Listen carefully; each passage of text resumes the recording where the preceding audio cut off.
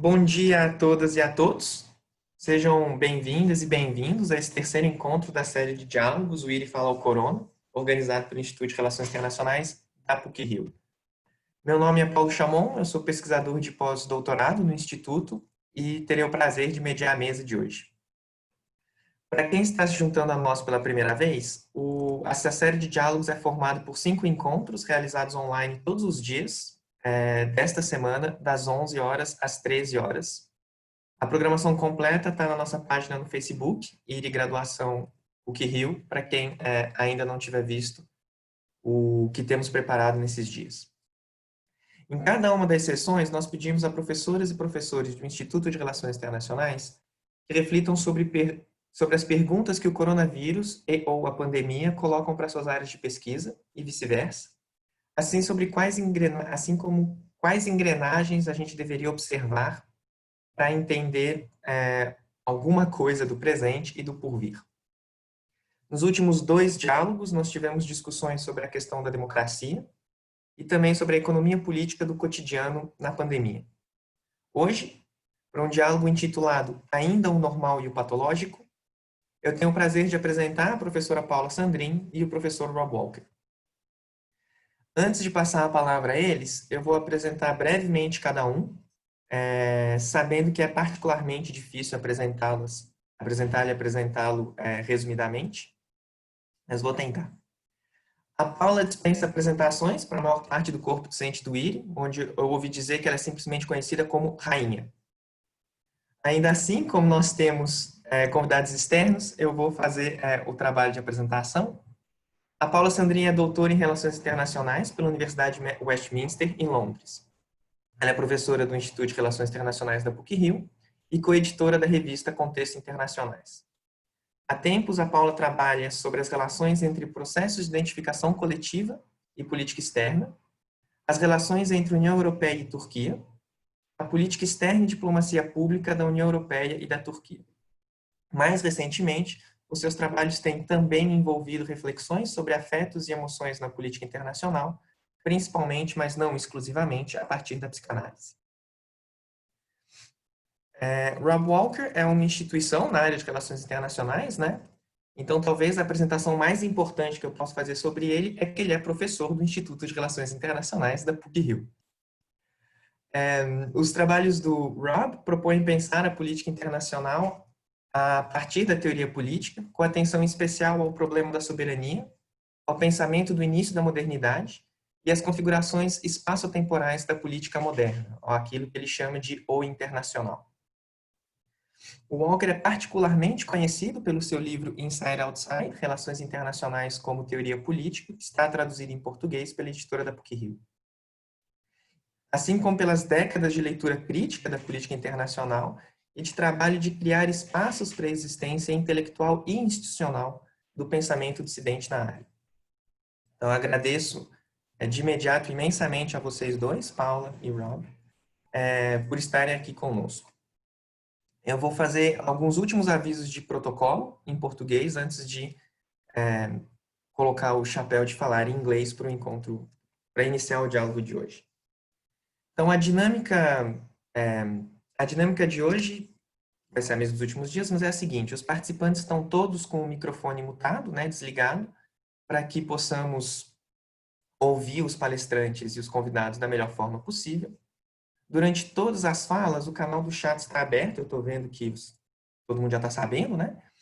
De modo que, por favor, sintam-se completamente à vontade para encaminhar suas perguntas por ali em aberto.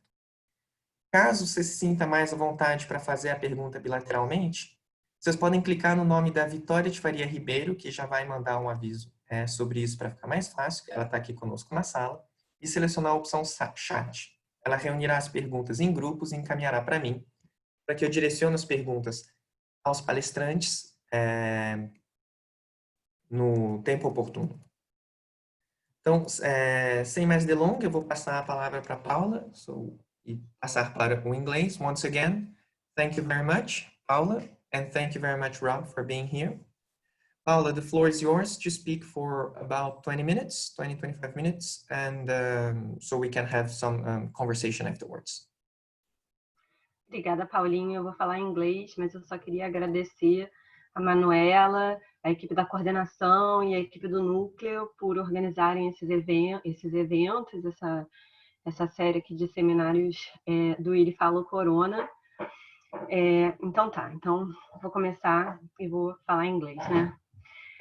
In my presentation, I would like to talk about possible obstacles in the path of the constitution of a new normal post-coronavirus that is progressive. Progressive in the sense there are unsustainable modes of production and consumption, which cause inequality, injustice, and violence to human beings and is destroying our planet, are challenged and changed in fundamental ways. There is, of course, a lot of discussion about what a new normal after coronavirus will be like. In some projections, this new normal will not be very good. More surveillance, more authoritarianism, more right-wing extremism, less liberal democracy, more inequality, a weaker economy, constant pandemics, intermittent lockdowns. Going back to normal, the normal pre-coronavirus will be slow or will not happen at all. Technology will be a part of every aspect of our lives. If we're lucky with jobs, homes, internet access, and computers, we will mostly work online, teach online, learn online, exercise online, shop online. If we leave the house, we watch films at drive-ins, eat in drive-thrus. If we're unlucky, we'll be unemployed or at more precarious jobs, unprotected from disease and exploitation. So a scarier world than the already scary pre-corona world. Others are more optimistic. What if instead of going back to the old normal, with all its problems, don't we fight to constitute a new and better normal for most people, for most of the planet? Zizek says that the coronavirus attack on the global capitalist system might lead us to rethink the very basic features of the society in which we live and to imagine an alternative society, a society beyond the nation state, a society that actualizes itself in the forms of global solidarity and cooperation, based on trust in the people and in science, in which the obscenity of cruise ships is left behind. Peter Sloterdijk argued that the coronavirus pandemic has ruptured the link between consumerism and frivolity, and after such rupture, this link will not be easily reestablished. French philosopher Bruno Latour urges no return to pre-lockdown normal, that we resist a return to the old ways, advocating instead that countries build a new normal where the fight against climate change is paramount. Latour says that the pandemic has unexpectedly shown that it's possible to shut down global economic activity, despite leaders saying for decades that the train of progress could not be stopped. Just as people around the world have been asked to adopt new behaviors to stop the spread of the virus, social distancing, wearing masks, coughing our sleeves, Latour says all individuals should think of protective measures against a return to the pre-crisis production model. He has even issued a questionnaire on his website, asking readers to think of what of the old normal they would like to keep, what they would be willing to give up, and how they would like the new world to be.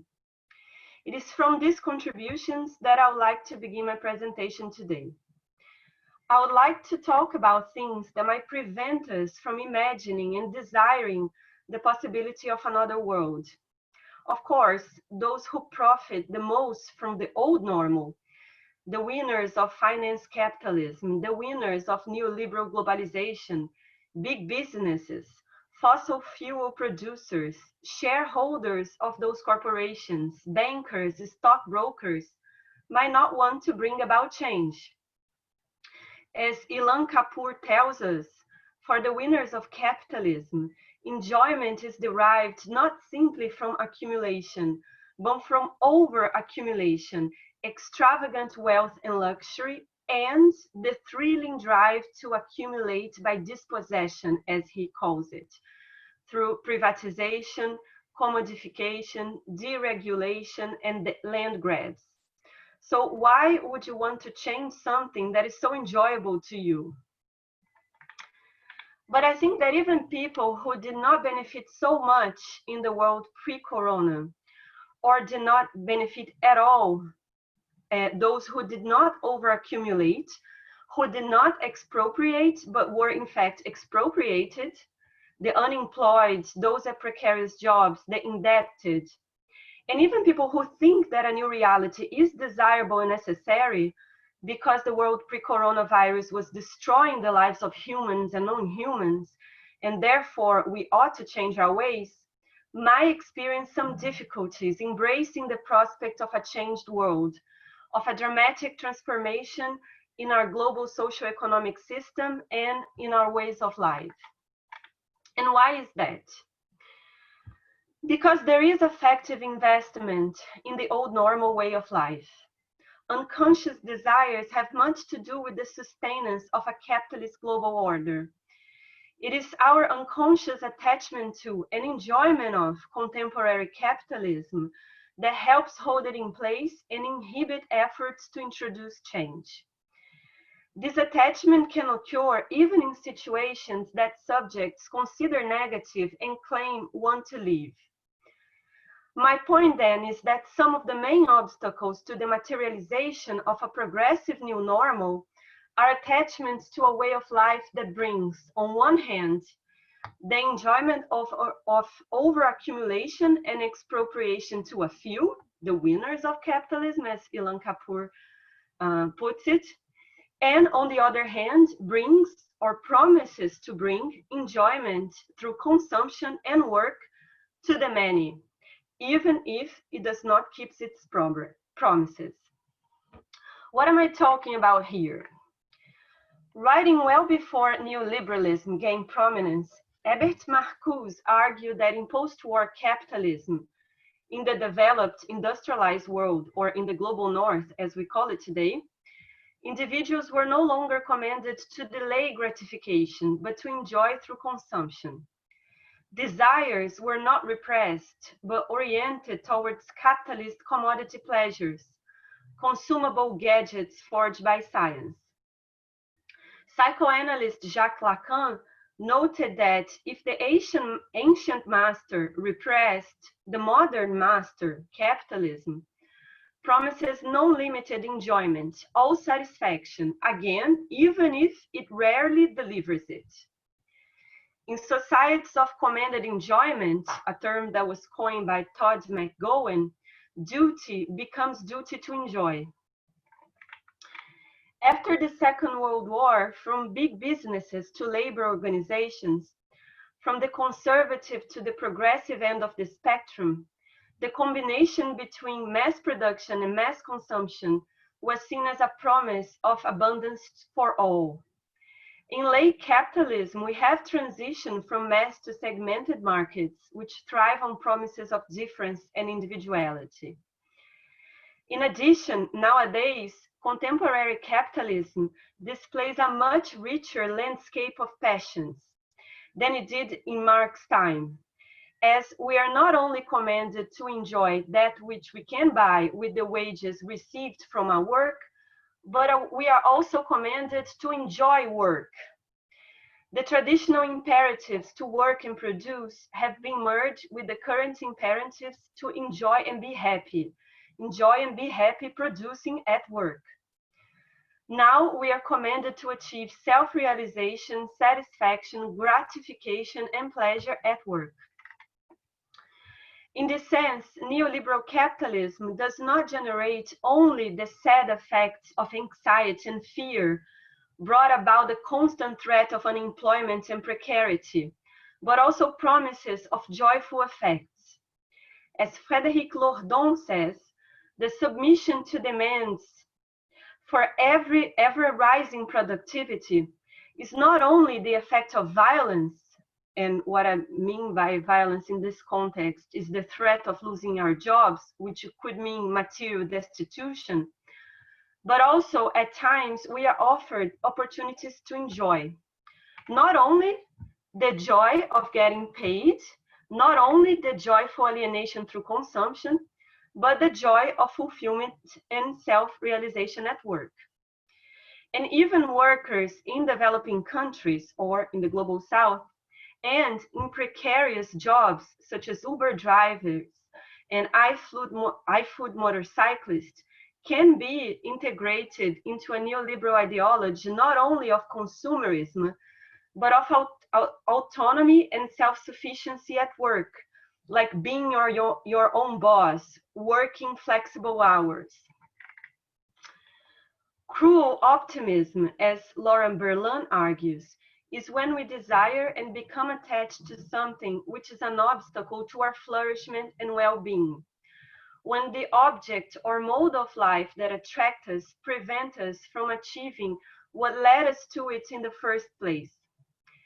This reminded me of a remark by Paulo Bus from Fundação Oswaldo Cruz, who in one of our Corona 360 series of webinars claimed to be skeptical of the possibility that the coronavirus epidemic would generate more support for public health systems, because most people in Brazil, when describing what a good life looks like, mention a house, a car, and private insurance.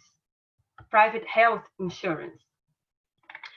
So our very identities as subjects, our sense of freedom, agency, and self-worth of what a good life is, are deeply reliant on neoliberal capitalist economy of enjoyment. Therefore, the obstacles to change are not located only at the top, where those who overaccumulate and expropriate and enjoy doing both are pleasurably placed, but at the middle and at the bottom as well.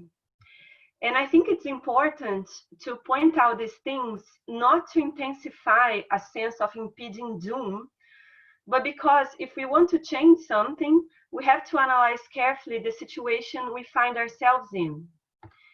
If we want to change this state of affairs, identifying its blind spots or exclusions, inconsistencies and incoherences, excesses and ruptures is not enough. We also need to reckon with the production, maintenance, and circulation of unconscious desires and promises of enjoyment binding us to this state of affairs.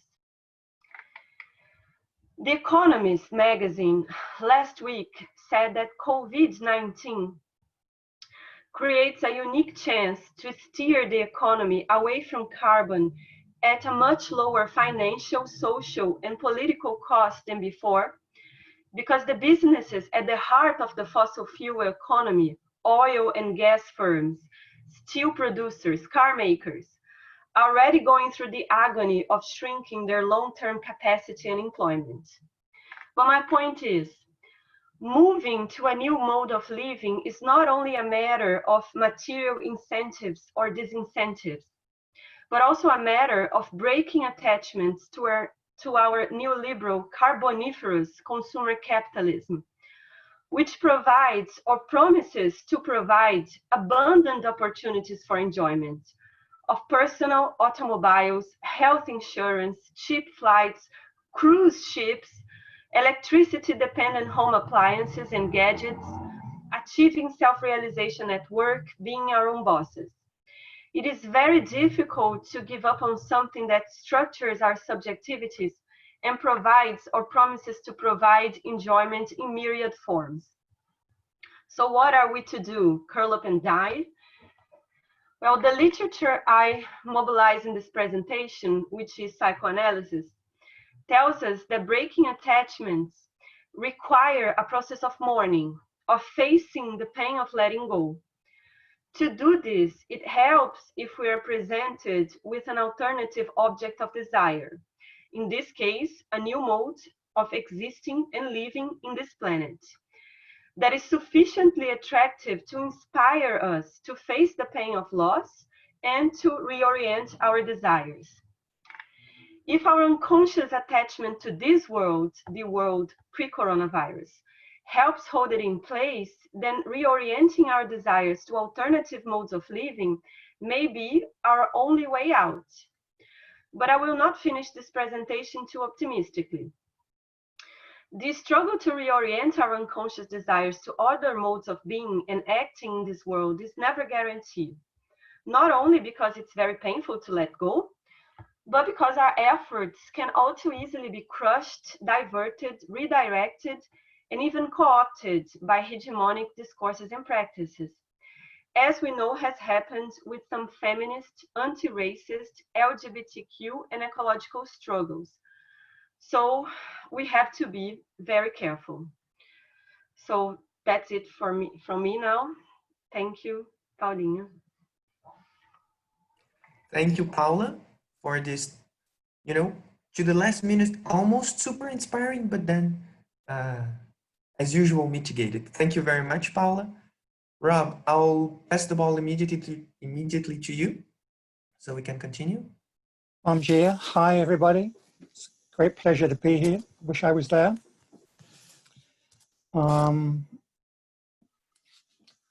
Obviously, many things can be said about this pandemic, as it's called. Some of them have already been discussed. Some of them will be discussed. In some sense, I've got a feeling I'm going to be repeating things that have already been said. Many things can be said about the immediate casualties and effects of that are at work in and through this specific pandemic and in the various responses and non-responses to it. I have relatively little to say about this, actually.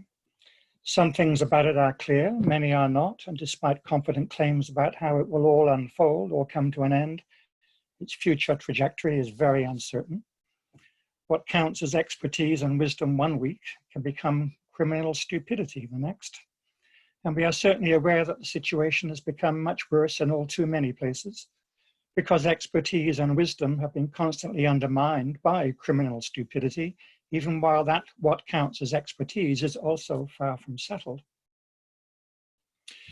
Many more things can be said about how this pandemic is shaping and reshaping the dynamics of structures and forces that have been in motion for some time. In this sense, COVID-19 is important because of how it intervenes in, accelerates, intensifies, enables, and legitimizes prior forces and dynamics. Precisely what historical time frame we should be thinking about is not clear. Are we talking decades, centuries, millennia, possibly all of the above? And which forces, which dynamics? I'll come to some of them, but it's worth emphasizing that what one finds depends very much on what one goes looking for. And whose histories might we want to tell in this respect? COVID-19 presents an existential threat for many people in very different contexts. And some people are already much more vulnerable than others as a consequence of deeply entrenched historical structures and practices. This virus is an equal opportunity player in a way its victims cannot be. In any case, it's this broader context that I want to focus on. My guiding image here is that of a thunderstorm, actually a lightning storm better, on a very, very dark night, which illuminates many things with great clarity, but not for long enough to really get a grip on what we see. Most importantly, this particular storm illuminates things that one, or at least I, suspected were happening, but didn't really want to know about or examine as closely as one should have. One sees broad backgrounds and small details highlighted in a flash. Distributions of the sensible, of suggestive indicators and intelligible signs seem to be reshuffled slightly.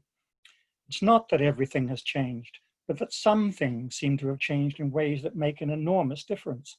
Or perhaps it's just that less noise, clearer light, and a heightened sense of danger leads us to experience things in unexpected ways, to recognize many familiar things, but to reconsider how we think we know it and what that knowledge might mean for different people and peoples. It especially sharpens our sense of what's at stake in, say, relations between states and capital, or what we call politics and what we call economics. This was discussed a little in yesterday's conversations. or between political authority and scientific authority, or between democracy and demagogy. Yeah. It challenged us to try to make sense of novel patterns of universalization and particularization that may or may not fit in with our traditional expectations about nationalism, internationalism, local, global. Many people are impressed by a supposed return of the state as a response to neoliberal or market-driven globalization. But it is not at all clear that this is a return to the same kind of state, or even the same understanding of a state as political community. It is not the case that a state is a state is a state. Like a lot of singular concepts, the term state encompasses a wide assortment of different creatures. The same can be said for the concept of capitalism. We have a silent and faceless enemy. And though this has, of course, not stopped some people trying to impose faces and intentions upon it. On the contrary, it fits right in with the all-pervasive politics of fear that's been stoked by so many propagandists and reproduced by the new media circuits that have erupted over the last 3 decades or so.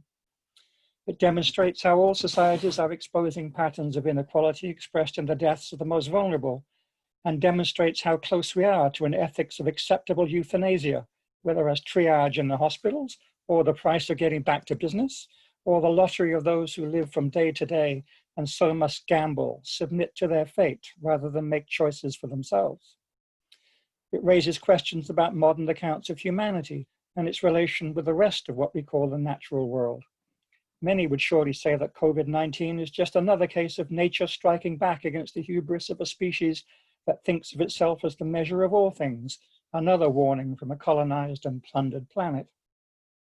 Most disconcertingly, perhaps, this virus seems to intensify questions about forms of political authority, as well as the spatio-temporal reorganization of those forms that we have come to take for granted, whether optimistically or cynically. Perhaps COVID-19 marks a potential return of the legitimacy of sovereign powers, or perhaps it signals further dissolutions, civil strife, even civil wars. But this is not exactly the first time we've seen serious crisis of legitimacy, nor is it the case that we are seeing a simple crisis of the state, or of capitalism, or of modernity more generally, not least because these are formations, political formations that already work as conditions of crisis. Matt Davis made this observation yesterday about capitalism in particular, but it applies in various ways to all our modern concepts. So I'm moving here towards the way in which we're thinking in terms of particular concepts that we might want to put into some kind of question, and crisis, for me, is one of those.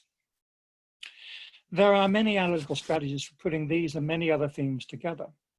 Your formulations are likely to be just as plausible as mine.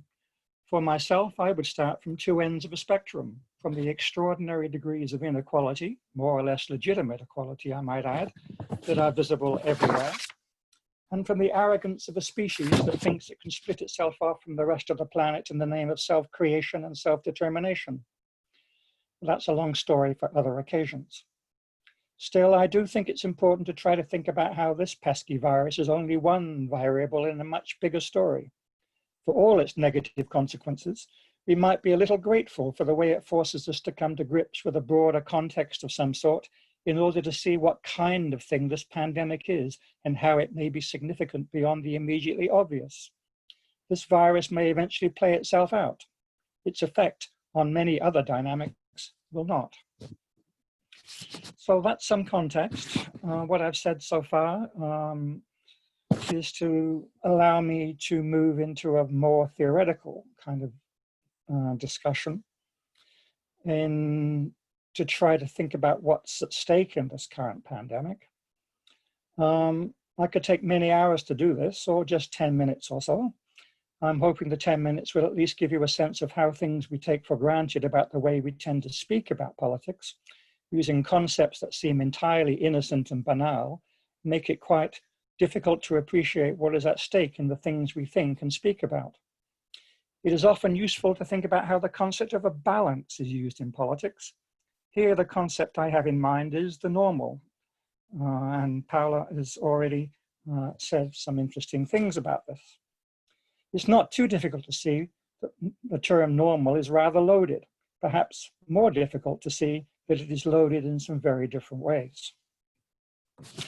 So let me just raise and try to complicate even further what this notion of normality might be.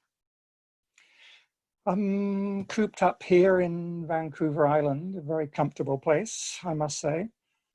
I'm struck by the pervasiveness of these phrases, return to normal and the new normal. Now, these may not be phrases that resonate with you. What on earth counts as normal in Brazil, you may ask in exasperation. Or you may say that what counts as normal comes closer to what is supposed to be exceptional in all too many situations.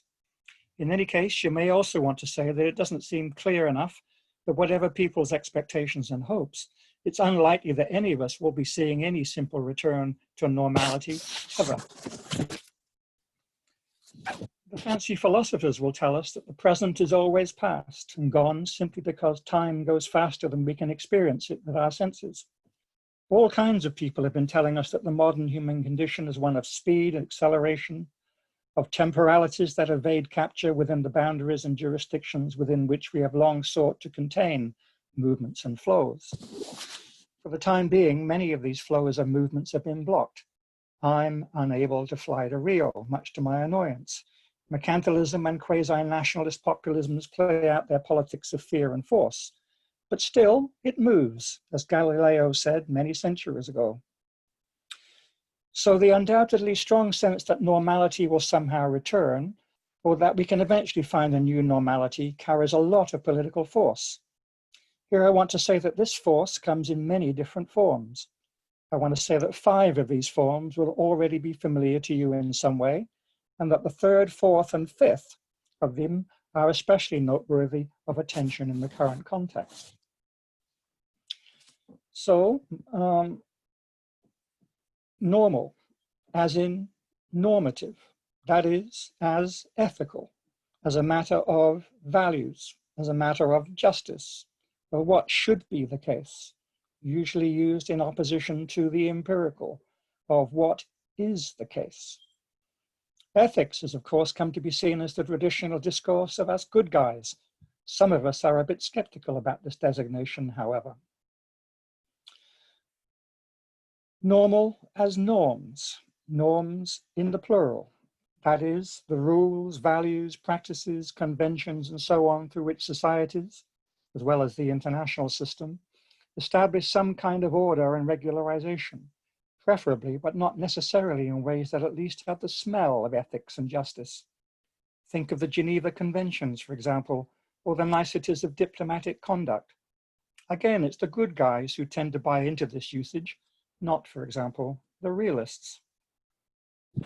Normal as norm, in the singular, as that which is ordained by law, especially within a nationalized state, rather than the exceptional, rather than the point of limitation of a norm, a derogation or suspension of the legal norm, the decision to engage in exceptional conduct in order to secure the norm.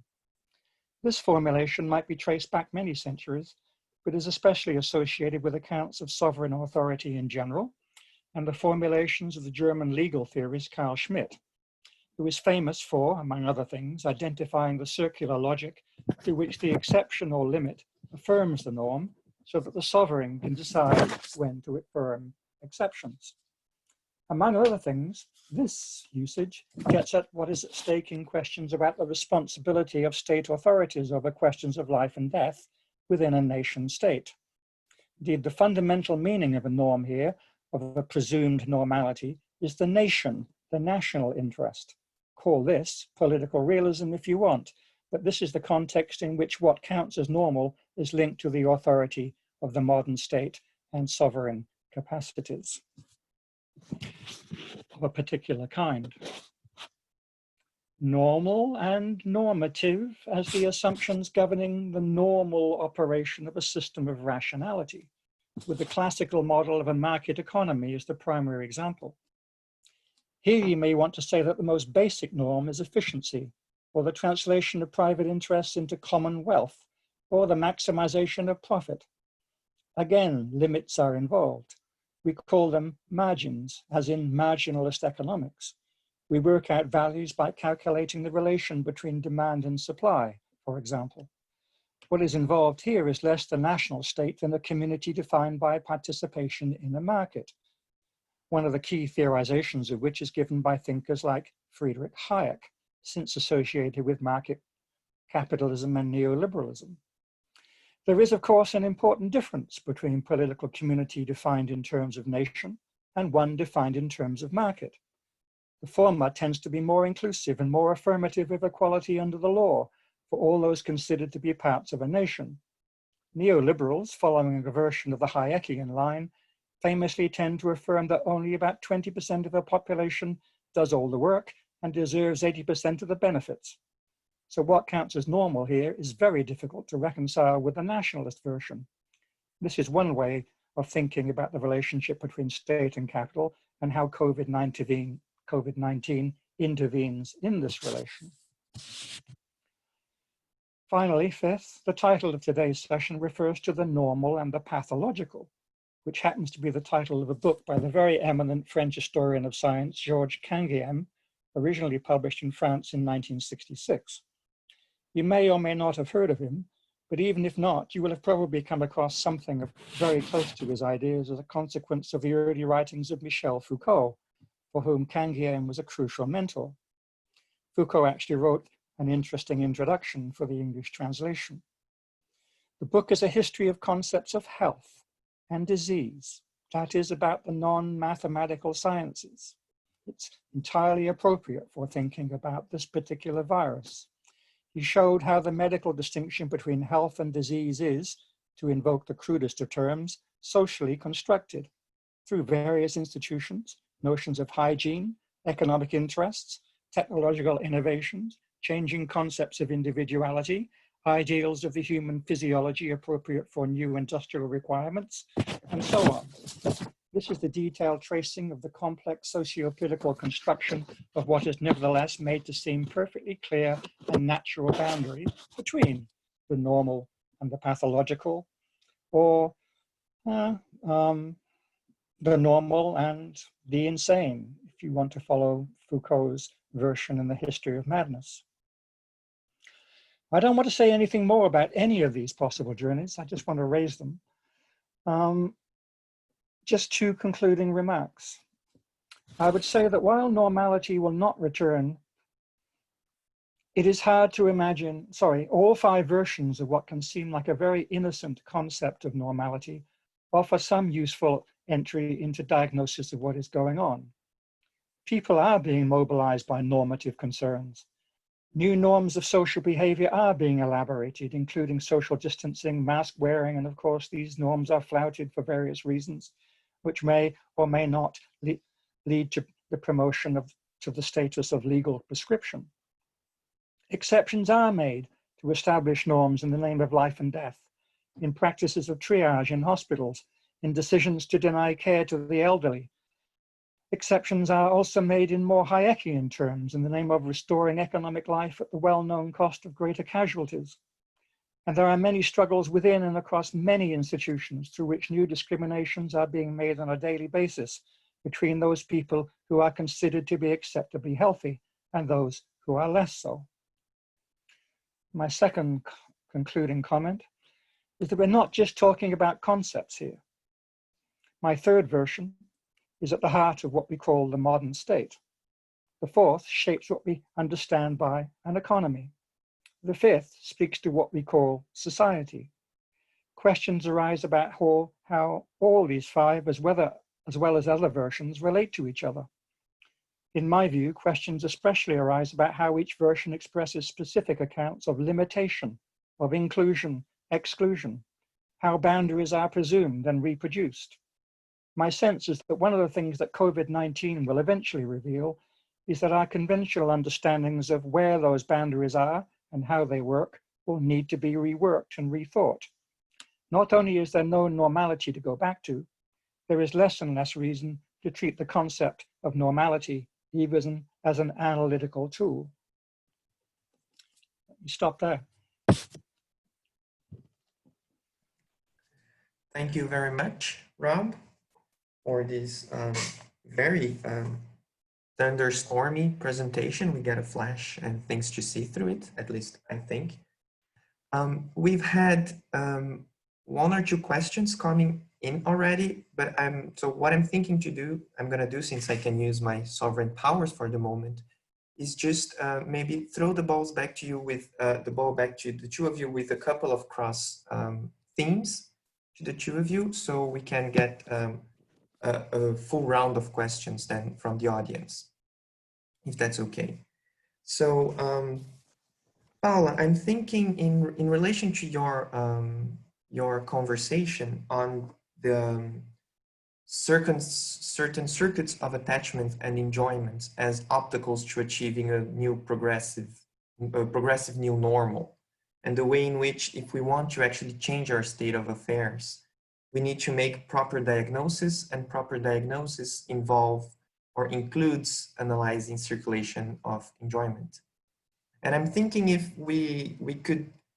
you could include in this formulation an attachment to the very idea of the normal, and kind of how this going back to the future, which means going back to a certain way in which, a certain moment or condition in which we can actually think about the future, could itself be seen as an attachment not so much to neoliberal capitalism as an obstacle to going back to a progressive normal, but an attachment to the very idea of a normal itself. And so if you could maybe, if I hope I'm being clear, tell us something about this in relation to the 5 conceptions of normal, or 5 phases of normal that Rob was talking about, and if we're still circulating around these, and which one of these. And Rob, maybe in the context of what Paula told us, if you could maybe tell us 1 or 2 flashes that you see in the lightning strikes of these very concrete ways in which the articulation between these 5, or at least the 3 last conceptions of normals that you've told us about, are being put at stake. So, I mean, whether in terms of changing concepts or changing dynamics, how do you see, where do you see places for us to look these 3 last conceptions of normals actually re-articulating one another? And also, if in relation to the last one, the normal and pathological, we should, in our current condition, also think about this duality in terms of immunity, both because there's maybe a limit to the dichotomy of normal and pathological, are those who are immune and therefore are neither normal because they're kind of better, super, and nor pathologicals because they're immune to that pathogens. So how immunity, and maybe on the other side, damned or doomed, would play as limits to that normal and pathological. Am I making sense? Okay. Making sense. Okay. So I'm gonna devolve the conversation to you, and also please feel free to comment among each others, but maybe I'll start the other way around so we get some sense of symmetry here. Rob, you got it. This is clearly this is an enormously complicated affair, and I am impressed by the sense of consensus I'm hearing both yesterday and today about the kinds of things one should be talking about. I mean, one of the striking, this is a banal thing, it's a way of insulting Canada, actually. You know, Canada is a kind of exemplar of a self-righteous culture, as we know. It's one of the great do-gooders in the world. And yet one of the things that's revealed about Canada is the appalling quality of care homes, as they call them here, old people's homes, collective homes. It's an absolute scandal. And the scandal has been emerging in all kinds of ways, which throw all kinds of claims about what Canada is as a country, as a culture, into serious doubt. Now, okay, so there's a kind of hypocritical character to the Canadian national sense of itself. And this is simply one example of the hypocrisy. But there's also, it's an example of the degree to which, without thinking, and while praising oneself for being highly virtuous, one engages in the most appalling degree of distinction between those who are worth saving and those who are not. And it seems to me that the move from the third to the fourth to the fifth is a move to the everyday, if you like. The standard narrative of who lives and who dies is the one dominated by theory of the state. It's by the Carl Schmittian notion. It's the friend and enemy notion. As you moved into neoliberalism, as you move into the exception, the boundary, the margin of economics, the distinction is increasingly those who deserve to be rewarded and those who don't. Or to put it in stronger language, those who are saved and those who are damned. And I think it's very important to understand the way in which there's a very different population being mentioned on behalf of the neoliberals on the one hand, and the nationalists on the other. The thing about nationalism is that it does make some effort to include the entire population. Of course, the entire population is constructed in the first place, usually by excluding many kinds of people. Nationalism is a nasty business. But at least in principle, as it works in relation to inequality under the law. And for all that Carl Schmitt is a kind of nasty little quasi-fascist German constitutional theorist, at least there is something in common with the classic liberal theories from Hobbes to Kant to whoever, that stresses the legitimacy of a claim to equality. When you move to Hayek and the population is those who can participate in the market, well, you have reduced the population. You have affirmed the legitimacy of inequality right from the very beginning. And this has been the struggle for the last 30 years between, for example, the Social Democrats and the neoliberals in the European context especially, but also between the nationalist traditions and the neoliberal traditions as you see them in states like Brazil. So there's a fundamental difference in the way that one sees what counts as acceptable and unacceptable. If you move to the fifth category, then it becomes a matter of everyday life. You see the exception made in the operating theater. You see it made in the parking lot where you have a temporary operating theater. You see it operating in the care homes. You see it operating in the favelas. You see it operating in all kinds of contexts. It's not just the grand exception. It's not just the shift to inequality as a legitimate move, which I think is a very important thing.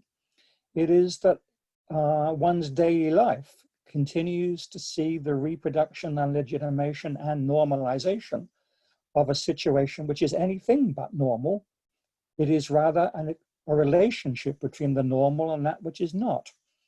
And therefore, what's of interesting analytically is how you make that distinction.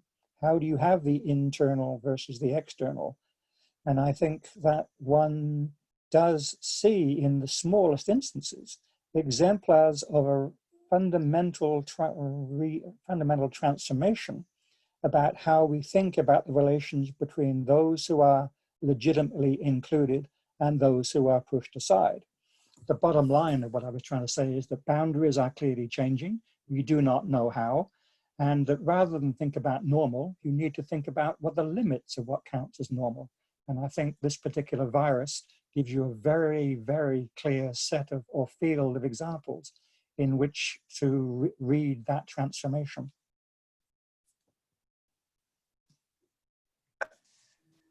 Thank you, Rob.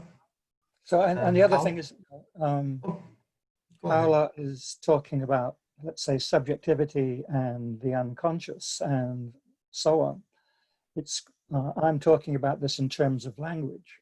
At some level, these are closely related, but of course, it's not so easy to make that connection. Thanks, Rob.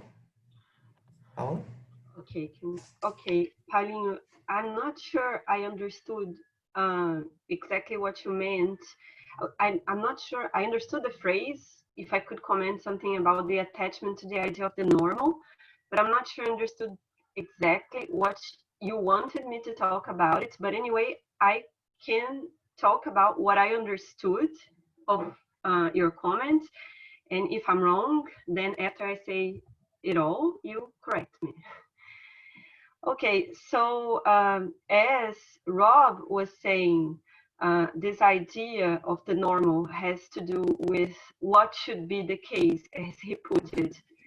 I always think of the definition of the famous definition of norm by Peter Katzenstein in our discipline, which says that norms are expectations of appropriate behavior for actors with a given identity.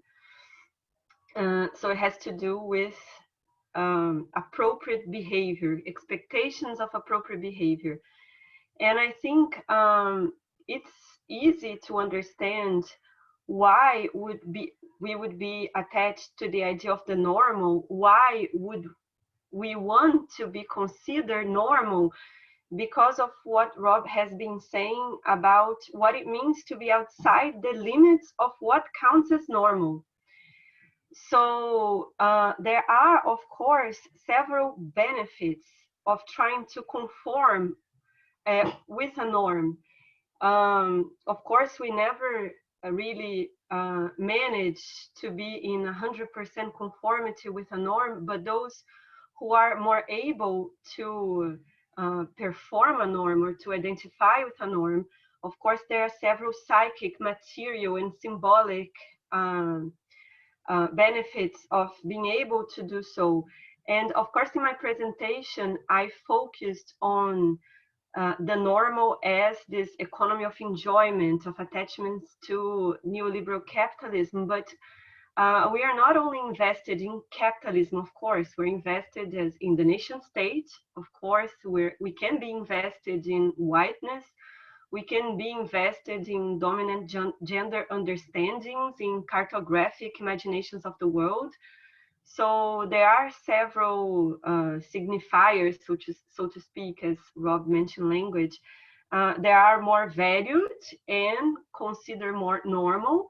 And for those who are able to be in closer identification with those signifiers, the life can be significantly easier in several respects, like I said, psychically, materially, symbolically. And so that's how I understand the attachment to the normal in several different instances.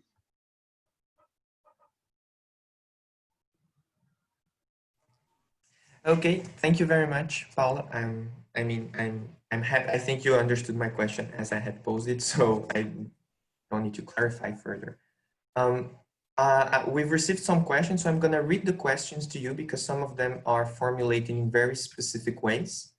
I'll just want to remember everyone who's watching that you are very welcome to pose your questions in Portuguese if you feel more at ease. I should have brought this up earlier. Just as well as, questions and answers can be made in Portuguese if needed. So don't be shy because of, language issues. So there's, I'm going to start with three sets of questions. Yeah, 4 sets of questions. And then we get time for one more round maybe. So from Capucci, Marcelo Capucci, who's being a loyal participant in these discussions, to both Paula and Rob, he first of all congratulates both for inspiring speeches that raise the following question. To what extent is normal being emphasized and aggravated as only 49% of the world population does not have access to the internet, according to the UN? Similar statistics can reach 53% in rural areas in Brazil, and this can be translated roughly in 1 in 4 Brazilians without access to the internet. In that sense, wouldn't we be moving towards a digital apartheid that just makes the normal social problem that much more dramatic? So if you could speak on digital apartheid in this context of what we're talking in terms of normal. From Manuela Viana, our fearless leader, who organized this for us. We have questions both to Rob and to Pauline, different questions. So to Rob, scientific knowledge has always occupied a privileged position in forms of government that we have witnessed in the past few centuries. Now, the facing the abyss context has been used as an opportunity to confront the authority of science in many places as the rationale for us to identify paths to a future. How do you see the debate on science as it is taking place now and the displacement on forms of government that it could cause? And still to Rob, could you explore a bit further a particular form of one of the themes you touched upon, that is the boundary between health and security, both in relation to its symbiosis and its tensions? And Paula, Manuela would like to ask, how could we think the sense of political community being transformed by neoliberal capitalism? Because you mentioned women's, Blacks, and LGBTQ+ movements, for instance. How individualism and community are played out in this neoliberal capitalism as you addressed?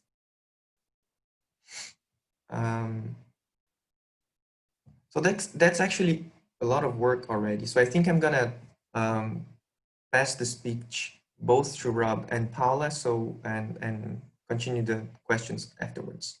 Otherwise, they'll just mix up and we won't get clear conversation. Paula, can we start with you? That's fine? Yes, that's fine. Okay. Okay, so Capucci asked, how can we talk about a new normal that is digital, right? That everything will be done online when there are people without internet access. Professor Isabel yesterday mentioned this article by Naomi Klein on The Intercept called Screen New Deal, which I really liked. I read it yesterday. I hadn't read it before. And she talks a little bit about it, that we will probably have, like Rob was saying, that there will be new limits of what counts as normal, or this border will probably shift, and maybe this will be a new border.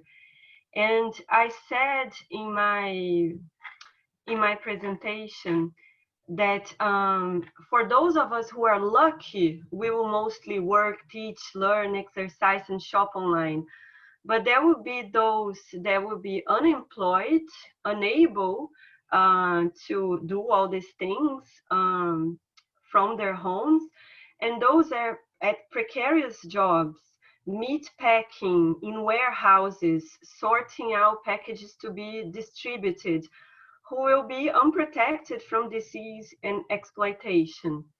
So I think I agree with you, Capucci, that we'll probably see more and more of this difference between those who can stay at home and do all those things online, and of course the effects this will have in several respects, including mental health, and those who will not be able to do that because, like I said, they will be in certain jobs that need physical proximity, and therefore they will be more exposed to diseases and overexploitation.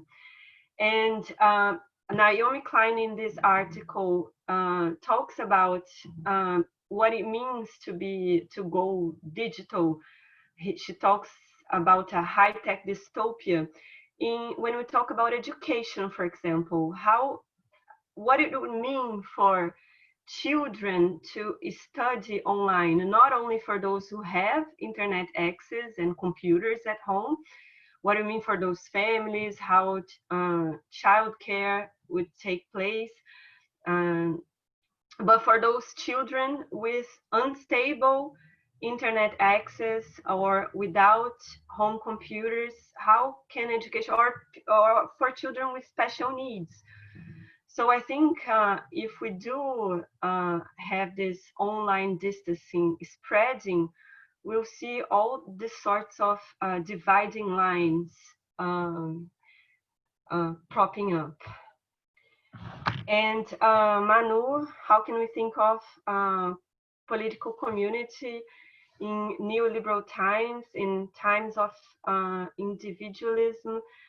How can I start? There's so much to be said about this. Of course, I said that neoliberal norms, so to speak, they can constitute us as subjects, and therefore the idea of the commons, or the idea of solidarity, of the idea of public commons and a public space is shrinking. And there are a lot of authors talking about this. The one that comes to my mind is Wendy Brown, and she talks about the privatization of the public space, how it becomes increasingly difficult to talk about things as public goods or public space without being labeled a communist in the current times. So I think it becomes more difficult, of course, to forge a political community that includes different communities within itself. Of course, I always think that when Wendy Brown talks about these things, like we're losing the possibility to talk about the public sphere, the public goods. I always think there's some sort of nostalgia for a time when things were better. And usually this nostalgia is the post-war consensus in the global north, when the welfare state was created, when you had some sort of agreement between capital, the state, and workers.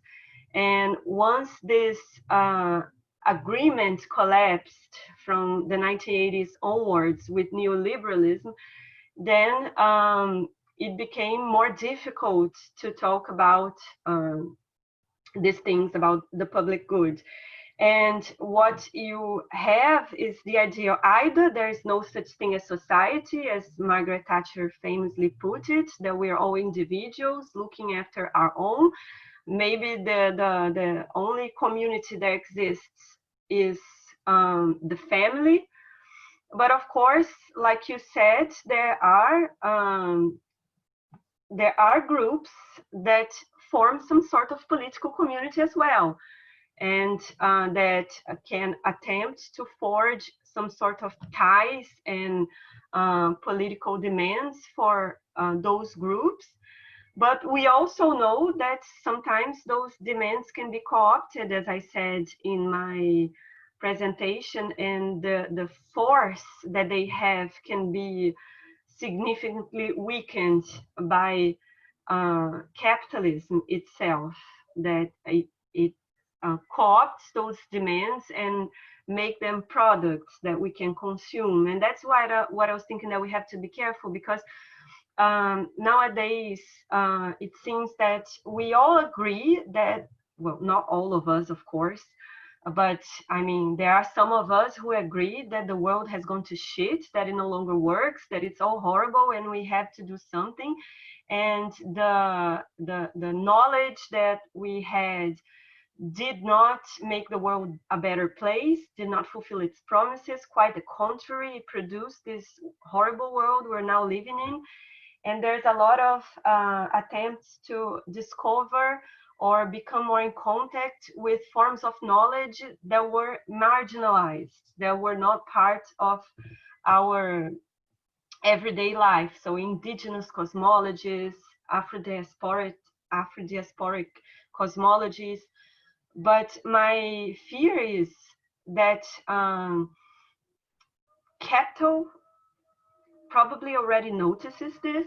And I think that maybe in a few years' time, or maybe a few months' time, when Corona, this lockdown finishes, we might have, I don't know, eco-friendly resorts in which you can have access to new meditation techniques provided by indigenous knowledge that was previously marginalized.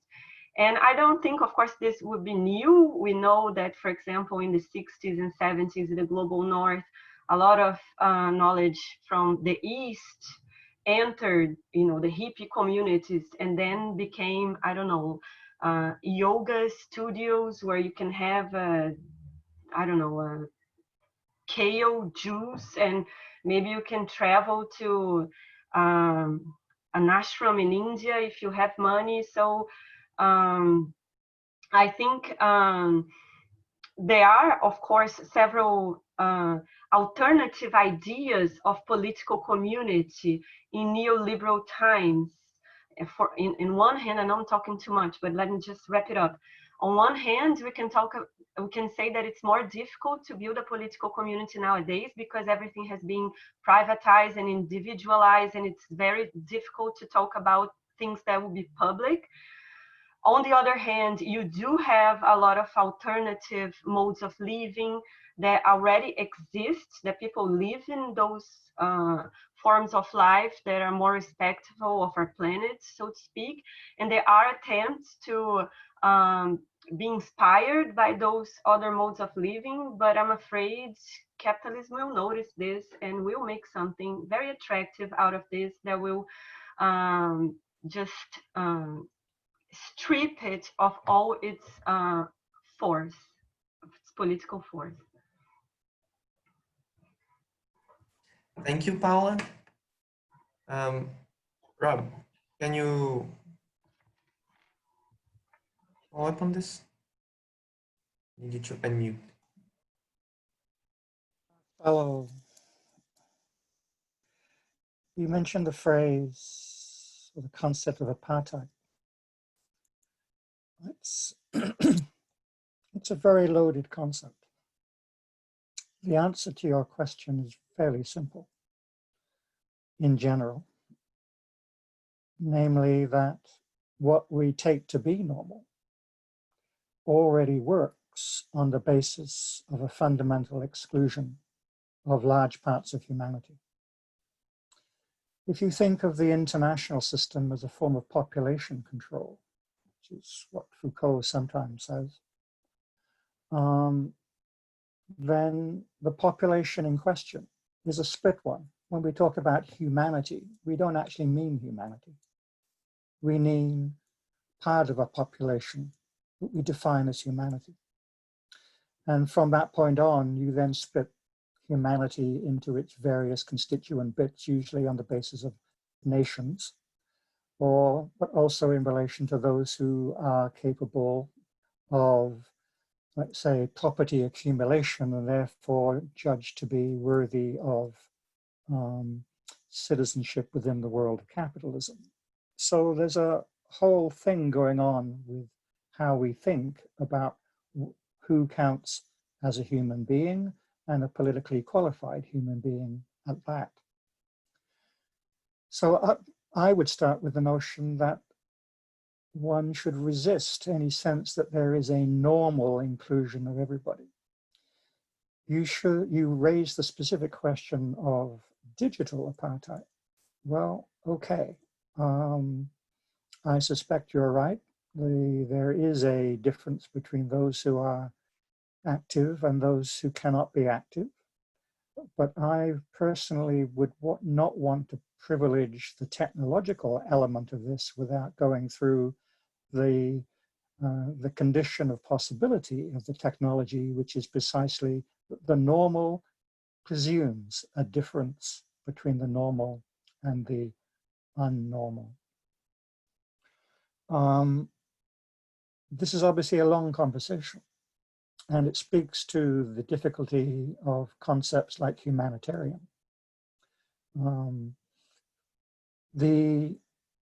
What we're talking about here is an international system. It is a pattern of inclusion and exclusion. That's what it is. It divides us into same and different. And there's an upside to this. We can all have our self-determination, perhaps. And there's a downside to this, usually conflict between those self-determining entities.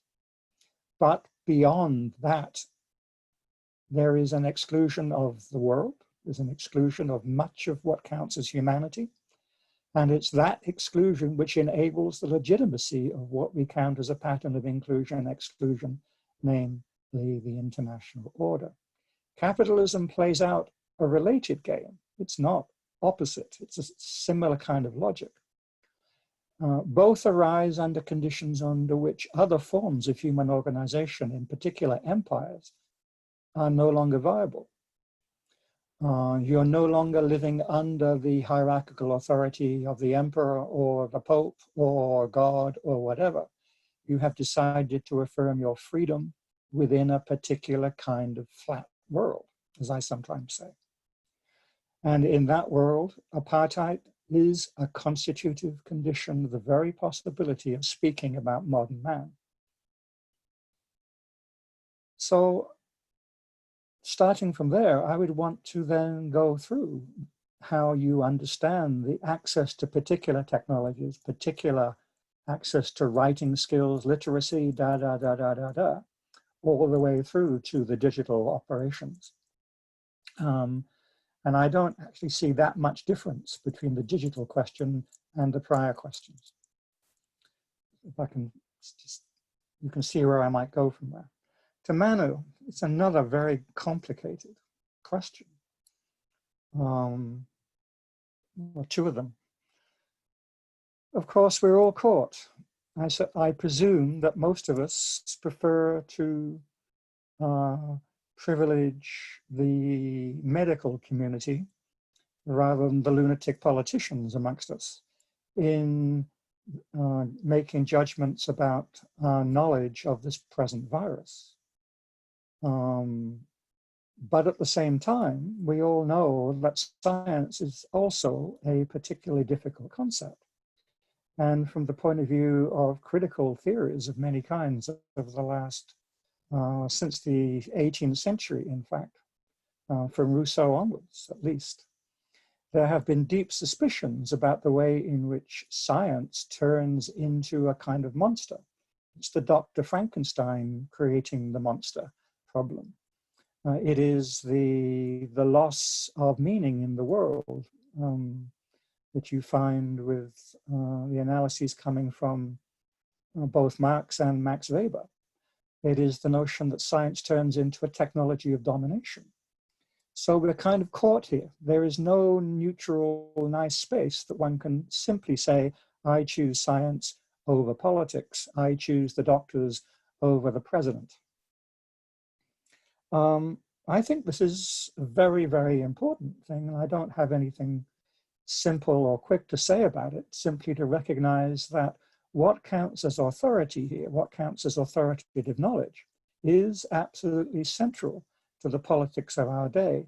And it reminds me of many other episodes. The most famous may be the situation in 17th century Europe, which was torn asunder by crises or conflicts over who had the right to speak the word of God. If it was not the Pope and the Church, then who? Especially under conditions of the new technology of the printed page. Given that everyone was learning to read and write and everyone had the capacity to read the word of God, who had the right to say what the word of God exactly was? And it's from that crisis, of course, that we get much of our modern understanding of what counts as state sovereignty. The answer we gave to who speaks the word of God is simply the state. Henry VIII in the English case, and VIII, yeah. And it is that particular solution which I think has been falling apart for a long time. It's always been contested. And so what counts as knowledge? What counts as mere ideology? One of the things I think we've lost as a result of the critical theorists is some sense that ideology is an important part of political life. Who makes the claim to truth? What is the relationship between truth and power? So I'm not giving an answer to this question. I'm simply saying this is an important question. And it's one that needs to be played out, not simply at the simplistic level of, fake news and all that kind of stuff, but as one that goes to the very heart of how we think we know, given who we are. And how does one do the boundary between health and security? Well, The welfare state is, of course, predicated upon notions of social security. Social security is as much a problem of security as the military security. What is the relationship between those things?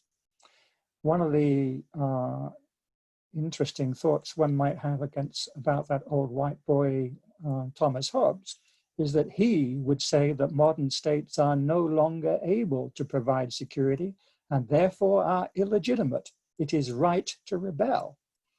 If you've got governments and states that simply can't keep you alive, then it is not a proper state. Its sovereign authority is lost. In that sense, Hobbes is one of the most radical thinkers of the modern world, despite his reputation as, a bit of a tyrant. So there's a lot going on here. And I'm not sure I can say anything more specifically without going on and on and on and on and on.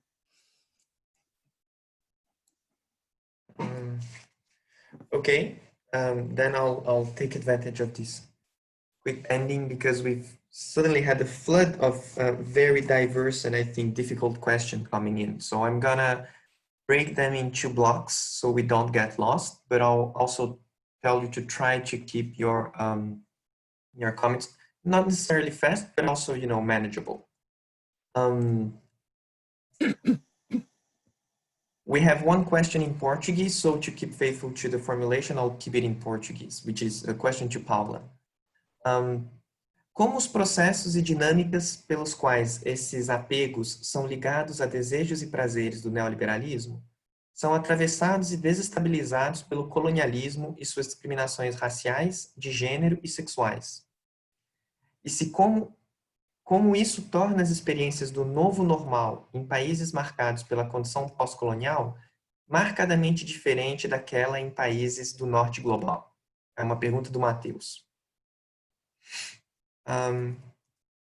Rob, and Victor Lage has a question for you, which I think speaks to what you were saying about apartheid. So maybe you can connect these questions. Victor's phrased it as so. Wouldn't also it be important to problematize not only the discriminations between the normal and its other, but also in terms of degrees of normality and degrees of alterity? Discriminations play with gradation. For instance, peace, war, normal, non-normal, healthy, unhealthy combines in different ways with specification, abnormalization, more or less healthy and therefore dangerous to public health. The secretization of health underway seems particularly suitable to this kind of control, including control under the skin of the human through gradation. In other words, Victor would like to hear more not only about the limits of the normal, but also its degrees, as well as degrees of what is not normal. And finally on this block, there's a question to both Paula and Rob by Naim Anatullah, who phrased it as so. In our deeper, perhaps is our deeper, perhaps deepest commitment to an implicit sense of deservingness, as in some deserve to be saved, others not. Some deserve to be valued, others not. If so, can we, as Paula suggested, attach our energy to a sensibility that is opposed to the very idea of deservingness? What would that be?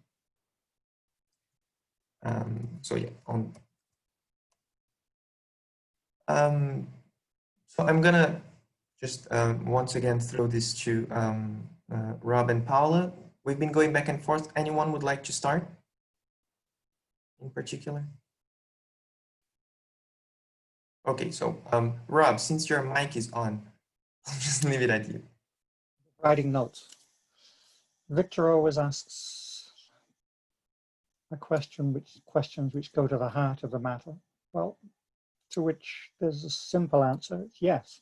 Yes, yes, and yes.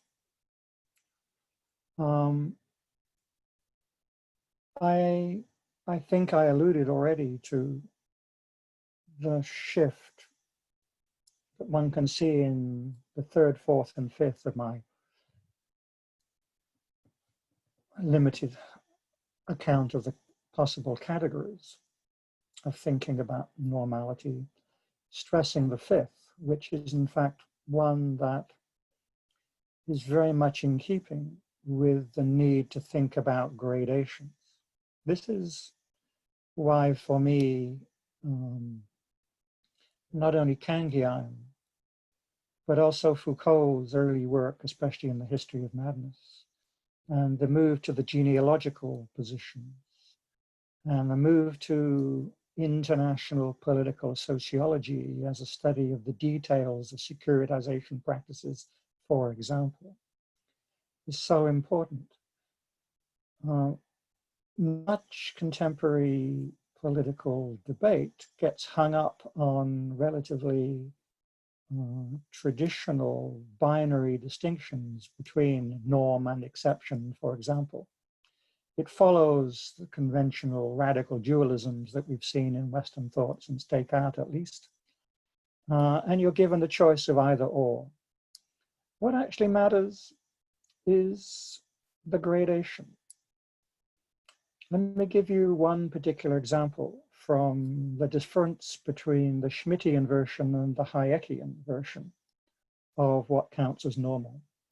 If you think of these positions in terms of distribution,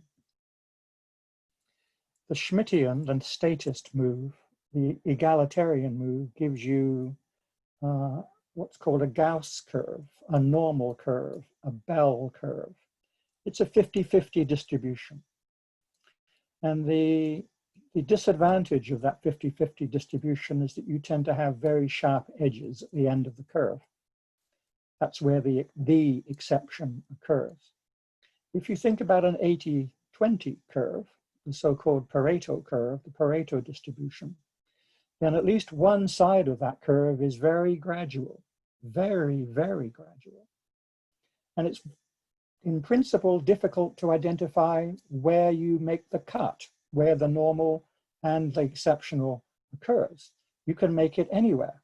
It can become a matter of regular routine. The customs officers can do it, the bureaucrats can do it, the moralists can do it. Everyday life can produce a distinction between those who are included in the curve and those who aren't. It's not technically an indifference curve, as the economists would think of it, but it does allow for a certain kind of indifference to who is in and out. And so it matters in detail who is included and excluded, and there's a gradation. The other thing that Victor is raising here, maybe intentionally, maybe not, is that we live in a scalar order. We live in a world in which some things are big and some things are small.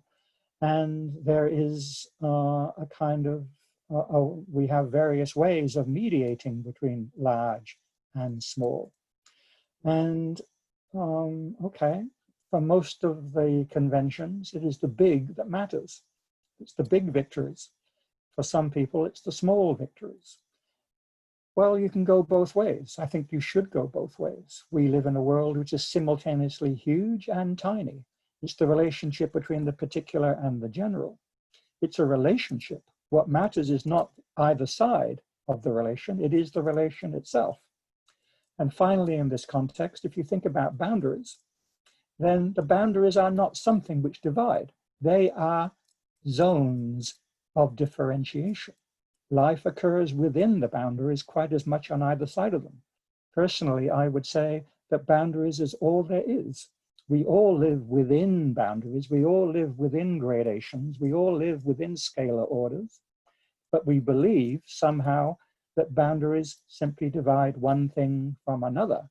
We are all within these boundary situations. And social structures also can be read as boundary situations.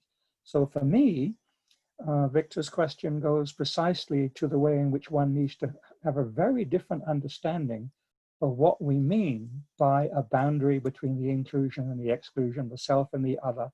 If you think relations, if you think of an ontology of relations rather than an ontology of subjects and entities, then you have to really rethink what we mean by politics. Indeed, rethink what we mean by ourselves.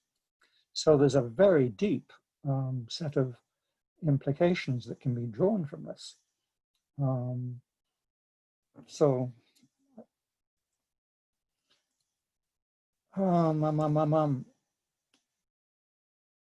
Naeem's question. I read this. I mean, the question is, much of our, let's say, move towards apartheid structures depends upon notions of deservingness. I think this is part of a more general problem, in the sense that it's our nice concepts that get us into trouble. We tend to work with assumptions that our problems derive from the bad guys. I actually think that the good guys are the problem. I think it's our normative concepts, our concepts of justice, our concepts of truth, our concepts of beauty, our concepts, the things we love. What we're not really prepared to deal with all the time is that the things we love are precisely the things that enable us to kill. It's our concept of citizenship that enables us to want to go to war with other groups of citizens. It's our concepts of the good that enable us to do the bad. So I do think that, as usual, Naeem says something very profound here, that we should be wary of what we wish for, because it has unintended consequences. That it is not necessarily the case that our best ambitions, our best intentions lead to the best consequences. Okay, thanks, Rob. Paula?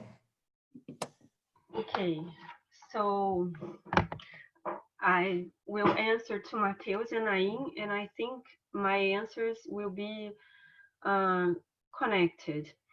First, to Mateus, he asks if attachments to neoliberalism are different in countries that are marked by colonialism, racial and gender discrimination. I would begin by saying that I don't think there are any countries that are not marked by colonialism and race and gender discriminations. Even countries that colonized and were not the colonized, they are also marked by colonialism. There are some authors who talk about a post-colonial melancholia, for example, and suffered by some of the citizens of these countries that were colonial masters.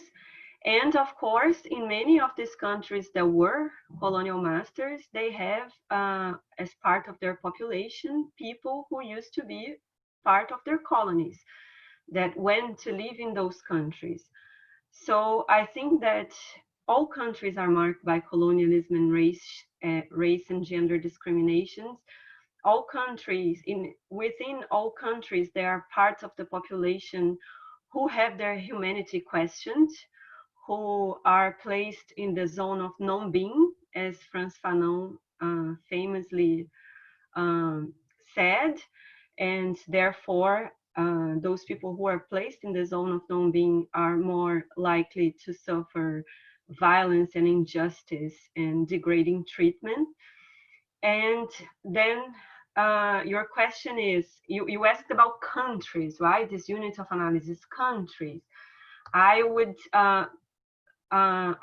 reformulate your question, because since I think that every country is affected by colonialism, I would reformulate it and maybe in this way. Are you asking me if people who are in the zone of non-being because of their race, because of their gender, because of their ethnicity, whatever is the marker that we're using to place some people in the zone of non-being, are their attachments to neoliberalism different than people who are in the zone of being, who are privileged, so to speak, in this system, not only this economic system, but in this political system, in this racial system? And I think, of course, I cannot give you an answer, yes, it is different, or no, it is not different. What I notice that sometimes it is not different. even though neoliberalism produces, well, capitalism and neoliberal capitalism produces all this violence and these people who are in these very precarious positions, even people who are in those very precarious positions, as I gave the example of Uber drivers and iFood motorcyclists, sometimes they can desire the same things that people who are in a more privileged position desire. Because like I said, this ideology, if we want to call it like that, produces our subjectivities across the board. We can, of course, we're not determined by this. There are possibilities for thinking differently and acting different ways. But I think the whole point of my presentation was precisely to say that even those at the bottom, so to speak, in the zone of non-being, marked by colonialism, racial discrimination, so on and so forth, they can desire and be attached to neoliberalism. And that's really something that is scary, of course, because it makes our job much harder if we want to change this state of affairs, because we cannot simply assume that because people are disadvantaged in a socioeconomic system, they will rise against it and will join us against it. Those of us who are privileged and still want to change it some ways. But like I said, even those of us who want to change it might want to change it cognitively, but might have some difficulties actually engaging in process of change because we are also attached to it.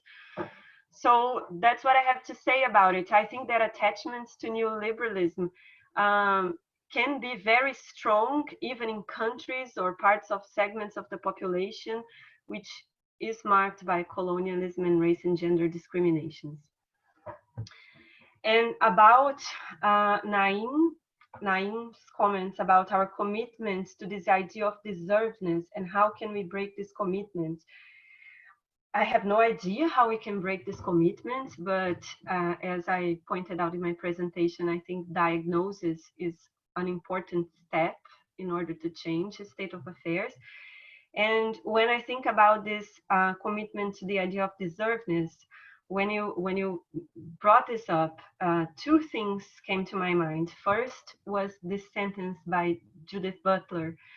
I think it was, I don't remember which book it was, but I really like this sentence and I use it every time I have a conversation with family members who are all for meritocracy, which is a self-made man, at the very least, is very ungrateful, because nobody is self-made.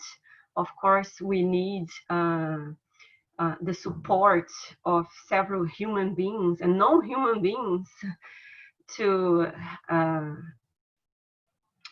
become who we become. And I also think that because we think of meritocracy and deservedness as connected also to this idea of neoliberalism, like it has become stronger somewhat in this time. But I also remember Albert Memmi in that book, The Colonizer and the Colonized, when he said that the colonizer tries to justify his position, his superior position, or as he called it, the usurper position, which is achieved through violence. He tries to justify this position by doing two things, which is dehumanizing the colonized, saying, well, if he's in this horrible situation, he deserves it because he doesn't work hard enough, he's lazy, whatever reasons, are because he cannot control his passions. So whatever reason is given, the colonized is dehumanized, and the other process is that the colonizer superhumanizes himself. So he makes himself feel that he really deserves to be in that position. And Memmi says that this idea of deservedness that is achieved through these two processes, dehumanization and superhumanization, is very powerful, because not only it legitimizes or justifies the position of the colonizer in how can I say this, it tries to politically legitimize or justify this position, but also, since I've been talking about effects all the time, it eases the guilty conscience. Sometimes this guilt is unconscious. It eases that unconscious guilt felt by the colonizer, that he doesn't deserve that position, that he achieved that position through violence, and he's actually not that much better, or not much better at all, that he's quite mediocre, in fact, when compared to the colonized. So to do this, to think, no, actually, I do deserve this because, well, whiteness or whatever, is something that is very powerful and very difficult to give up, because I think to give it up, we would have to open this Pandora box, and this probably will produce a lot of sad effects. Oh my God, did I deserve this? I probably didn't. And you feel guilty, and it's awful to feel guilty. So I think deservedness sticks because it is a very powerful concept that helps to bring very joyful effects to those who feel they deserve something.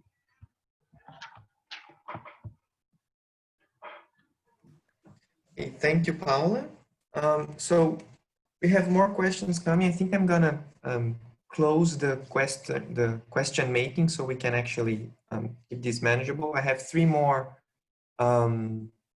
questions distributed among you, and I think you know, if there's anything that should come, guys, you should really the audience should really throw it really fast, so I can you know, just make it fit somehow. We have I'll follow the same procedure. So a question in Portuguese to Paula, then a question to Rob, and 1 question for the both of you. So it fits nicely. Caroline Gonçalves asks to Paula: o que você acha de certas instituições, como por exemplo a polícia, em que em meio à pandemia continua agindo em sua normalidade, no sentido de que essa normalidade são as operações nas favelas, ou como ontem nós vimos a morte de George Floyd? Podemos pensar que essas instituições estão quase que acima dessa pandemia porque elas conseguem agir de uma maneira tão próxima ao mundo antes do coronavírus? E que isso tem a ver com a própria fala do Rob de que quando falamos de humanidade, estamos falando de humanidades específicas. Ou seja, pensemos que essa pandemia também não foge muito da lógica necropolítica em que certas vidas são protegidas, enquanto certas vidas continuaram em sua normalidade de acordar todos os dias com helicópteros policiais em cima de suas casas e ter suas paredes perfuradas. Tudo bem? Rob, I have a question to Andrea Gil poses a question to you. First of all, she says it's great to see and hear from you. The question is, what sort of political dynamics are you perceiving there as sustaining the reinvention of a project of eugenics that you mentioned briefly in your talk, so eugenics? In terms of how to read current transformations, in what ways do you see a method based on language, as you put it, and one based on the subconscious or psychoanalysis, converging in or contributing to this process of rendering legible the current moment, especially as it touches on the reproduction of a desirable project of society? So maybe trying to push you a little on the connection you started to establish between your work and your approach and Paula's.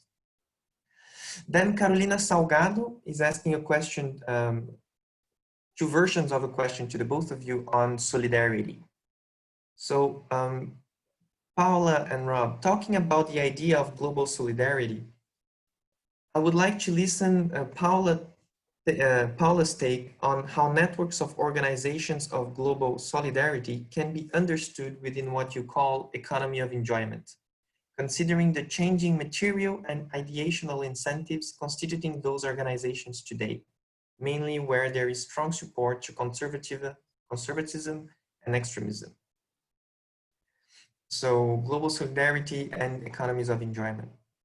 And Rob, could you tell us how you see such organization of global solidarity being articulated precisely to uphold the exceptional and chaos that constitute the new normality, which is the condition of possibility to the far right, at least in Brazil. Okay, I have two late coming comments that I'll throw in this batch, and then I'll close questions because we're nearing the end and there's already a lot of work. So one is from Vitor Cepeda. It's very quick. He asks Rob whether you think that the world will witness an economic depression after COVID-19. So that's a short one in comparison to Chico's one, which is a bit longer. And it's a question to the both of you. Trying to be as conscientious as possible, Latour has recently been reinterpreting part of his work in repeated comments as the current times, above all, are being imagined by post-truth, knowing that Latour spent his life criticizing the regime of science truth. How do you interpret this context within the emergency from COVID-19, since science is a possibility, an emergency solution, even knowing that future vaccines and medicines will be manageable by patents and the like? So how do you see science in this post-truth situation in relation to the emergency solutions of to COVID-19?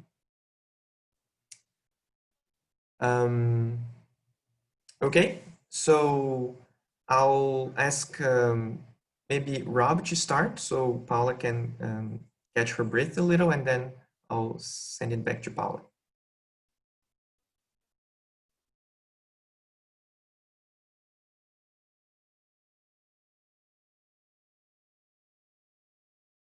Rob, you need to unmute. Yeah, there you go. Hi, Andreas. Great to hear from you. You ask an impossible question. I really don't know how to answer it. I wish I did. I suspect that I would actually go through the normative, how to say ethics. I would go through ethics and subjectivity. It is increasingly part of my sense that one needs to interrogate what one thinks of as good. And I'm speaking about language. Paula is talking about subjectivities of various kinds, actually. The relationship between subjectivities and language, of course, is a deeply fraught one. It is very much linked, I think, to what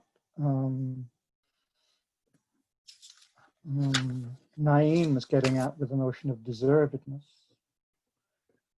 How is it people used to ask of the Holocaust that ordinary people could condone such conduct?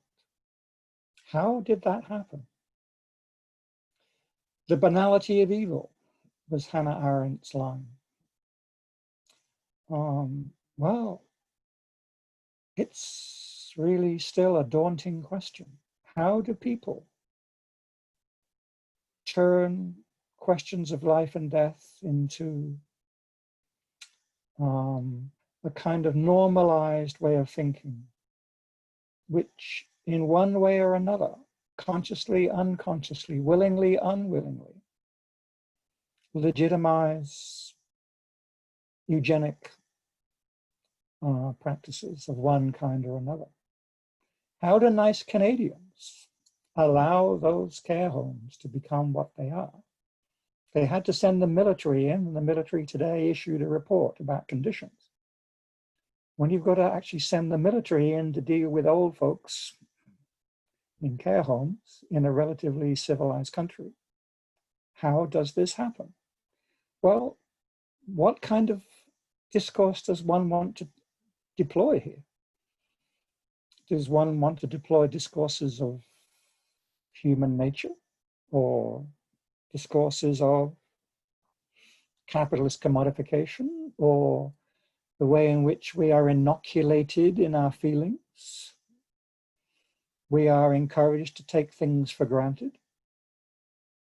This surely is a huge, huge puzzle, and I think it goes to the core of how we think about subjectivity. After all, our notion of modern subjectivity is all about thinking for ourselves. The whole point of the modern liberal tradition is precisely about resisting dependence on others, father figures, bigger states, and so on. What does it mean to think for oneself in this context? Can one think for oneself? Well, maybe it's completely nonsensical. One is never independent. One is never self-constructing. The whole illusion of the self in the modern liberal tradition is precisely an illusion. So then you have questions, well, what motivates people? What is then the good? Are we talking here about sort of certain kinds of Protestant Christian ethics or certain kinds of liberal ethics? So what are we doing here?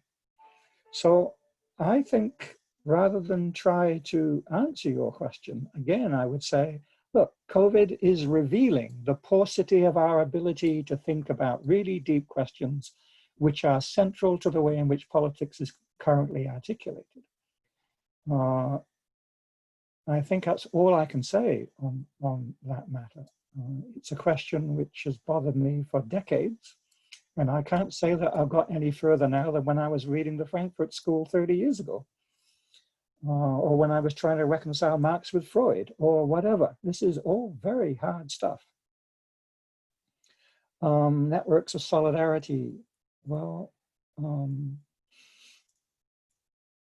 you may or may not know, I spent a lot of time trying to think about how you can imagine what it means to be involved in a global social movement, especially when it is how should we say, the dogmas of nationalism are so strong.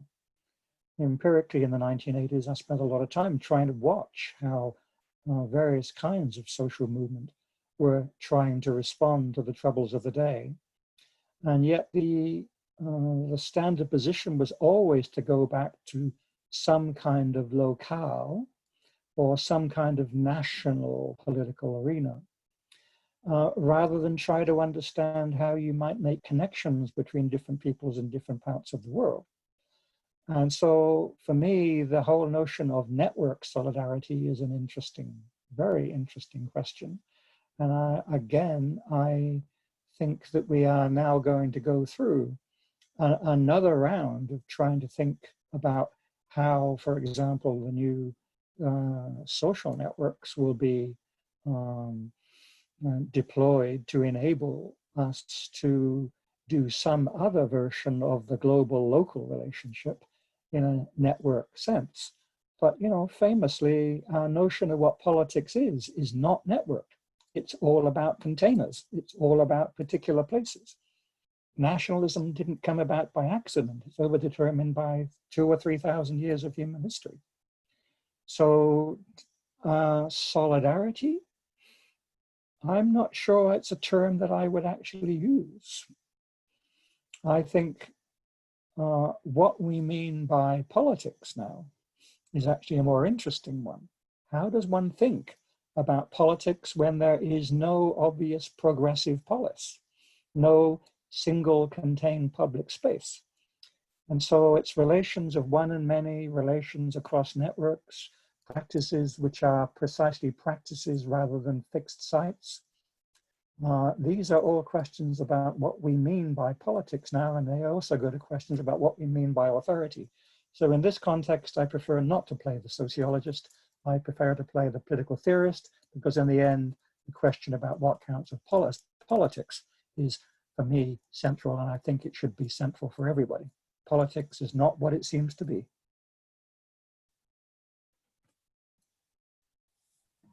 Oh, and Chico, da-da-da-da. Hi, Chico. I cannot, again, I think we shall see.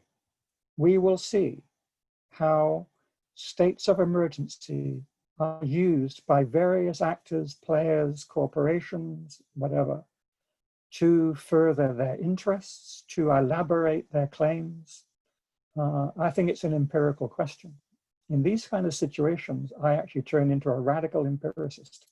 You need to observe what's going on and be very careful that you don't impose obsolete categories upon your perception of what is going on. And in the sense of thinking about science, well, I'm very skeptical about Bruno Latour. Actually, I think he makes lots of mistakes politically. And so, I wouldn't actually go along with him. But I think the whole question of the relationship between science and politics is under processes of rearticulation. And I wouldn't want to be the one that predicts how that rearticulation goes. Again, it goes to the question of authority. What's the relationship between the authority of political practice and the authority of scientific knowledge? That goes back a long way, and it has very, very, very high stakes. Thanks, Rob. Okay, so yeah. Go ahead, Paula, sorry.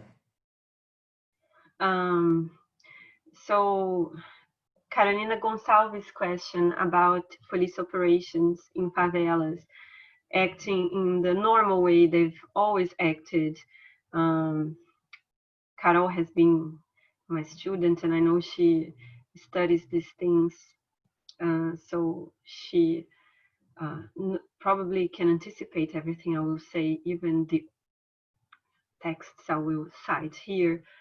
But Tula Pires, who is a law professor at PUC, has this article saying that police operations in favelas, they cannot be considered violations, their practices cannot be considered violations of human rights or exceptions, because they are the most precise application of the law in territories which are occupied by people located at a zone of non-being. So these are the rights destined to people who have their humanity questioned. So I think this coronavirus situation just makes it, I was going to say just makes it clearer, but I don't know if it's clearer or brighter or it's just shining in our face, that the state of Brazil, the part of the state of Brazil that is the welfare state that would be entitled to make life live, doesn't reach those marginalized spaces, and only the repressive apparatus, that which kills or exposes to death, reaches those people. And we know that for a very long time. And I think Rob mentioned, how could people support the Holocaust when it happens? And we could place this question here in Brazil, how we support or don't care or don't do anything about the violence that has been going on in Brazil for centuries. How do people tolerate this necropolitics against certain segments of the Brazilian population? And I think I already gave my answer in bits and pieces before, when I talked about, first, there is this notion of disavowal when you know something, but you know it. Oh yeah, I know that happens, but still, you know, what can we do about it? There is this notion of disavowal. It's a form of, it's a defense mechanism. It's too painful. It's too horrible. I cannot deal with it. And I'm not really suffering it. And in fact, you know, I have this privileged position. Maybe I don't recognize it consciously, but I do know it unconsciously. And it goes to that question of deservedness and whiteness, and the colonizer justifying his privileged position that I mentioned before. So yes, I do think that we can think that the Brazilian state is acting normally in those places. Then very briefly about Carol Salgado's question of solidarity and economies of enjoyment, but I just wrote this down, solidarity and economies of enjoyment, but I think you're specifically talking about right-wing movements, right? Yes, she was. Sorry, that was a bad translation of my part. No. I also remember this book by Jeremy Gilbert called Common Ground that I really like, and I recommend it to everybody. That is talking about what keeps groups united, and he goes through, you know, what psychoanalysis talks about group psychology, and what other theorists, more coming from Spinoza and Deleuze, that do not rely so much on this relationship between language and affects. There is one example he gives in the book that I really like. It's about, how do you call them? Skinheads in the UK who listen to, I don't know, skinhead music, I don't know, hardcore rock with racist lyrics.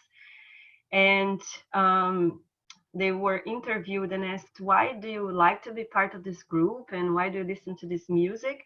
And he said, well, some things are difficult to put into words because just this energy of listening to those songs and being together.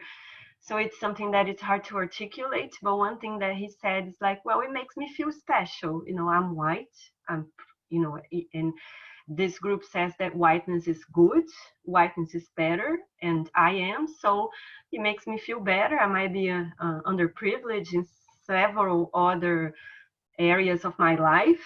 I might, I don't know, be in a horrible job and I can't, you know, get a girlfriend or whatever. But in these places, I feel like I am better. I am normal, so to speak. And about the question that Chico posed on Latour, I really don't know how to answer that. I was going to mention an interview that I read of Latour recently, but I've seen on the chat that you have read it, and you have seen, I think, was inside that that video that he recorded as well. So you know what I would talk about. But I would just say this, that I found it very interesting in the interview that he said he was always questioning this idea that facts, they are not facts, matters of facts, that they're always there. Facts, they're produced through these networks of institutions, of humans and non-human beings and finance, all of this, you know, the petri dishes, the tissue, the microscope, the materials that are used to make the microscope, and the scientists and people who clean the lab, and the finance that is put into labs. Those things produce facts. And if those networks that produce these facts collapse, then facts themselves collapse. And he said, well, when I was writing these things, science was the truth. I didn't expect it would come to a moment in which science wasn't the dominant discourse. And well, it is no longer, it's being questioned. And what we can say is that in a way, his theory was probably right. The network that produces facts, scientific facts, has collapsed or is collapsing or is being questioned. And so those scientific facts are being questioned as well.